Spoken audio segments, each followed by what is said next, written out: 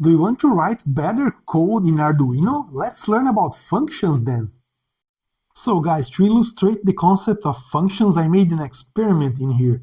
There is this ultrasonic sensor, HCSR04.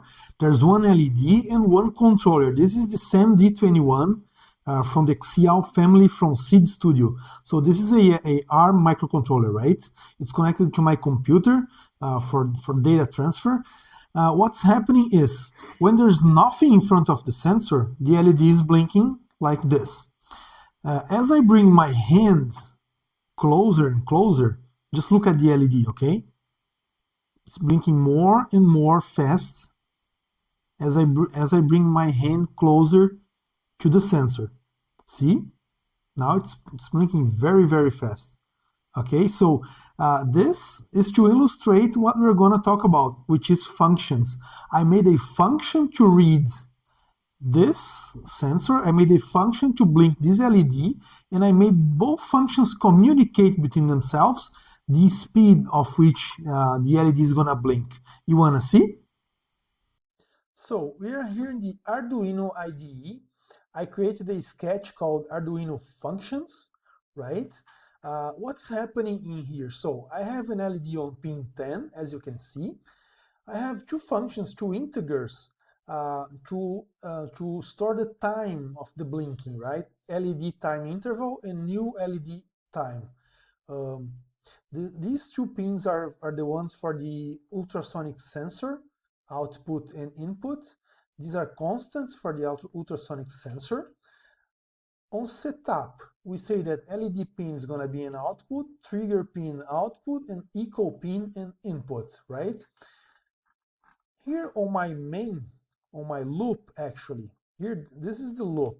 I do two things. I read the result, or I get the result of two functions. One is read ultrasonic sensor, which is stored in ultrasonic time. The other is read and print analog, which is stored in new LED time. If ultrasonic time is bigger than 0, so if it's not 0, I say that LED time external is equal to ultrasonic time. If it is equal to 0, this is not equal to this, okay? Then I just call this function called blinked with LED time interval as a parameter. Let's see what's happening here. So read ultrasonic sensor, this function is outside of the loop, okay? This is the loop, and then this is the function. This function is outside of the loop. This part of the code is for the ultrasonic sensor to work. Then the duration is pulse in, which is measuring a frequency with echo pin in high. The distance in centimeters is duration times sound speed over 2. And then I return distance, I map so that 0 to 300 centimeters or 3 meters is going to be 100 milliseconds to 1000 milliseconds. So for 300 centimeters, I'm going to have 1000 milliseconds blink. For 0 centimeters, I'm going to have 100 milliseconds blink, okay? And then I return distance time, okay? This function executes and then returns this map function for us. Blink LED, let's go to blink LED. Blink LED is in here. It's also outside of the loop, okay? So blink LED it has a LED time integer to it, because it receives a number. It needs to receive a number so that it can make the LED blink to that number. I do LED millis minus old LED time. Old LED time is just kept track inside of the function. LED time is the number we receive from the ultrasonic, as you can see in here, from the ultrasonic function, right? So digital write, I do LED pin, which is pin number 10, as we have seen. I do the negated or the inverted digital read LED pin. So I get the LED, the current LED pin state, I invert it, and then I write to LED pin again, okay? So this is One way, this is the way we're actually working with functions in Arduino. We have seen two things. Um, when there's a return in the function, just like in here, we can store the result of the function in a variable, just like in here.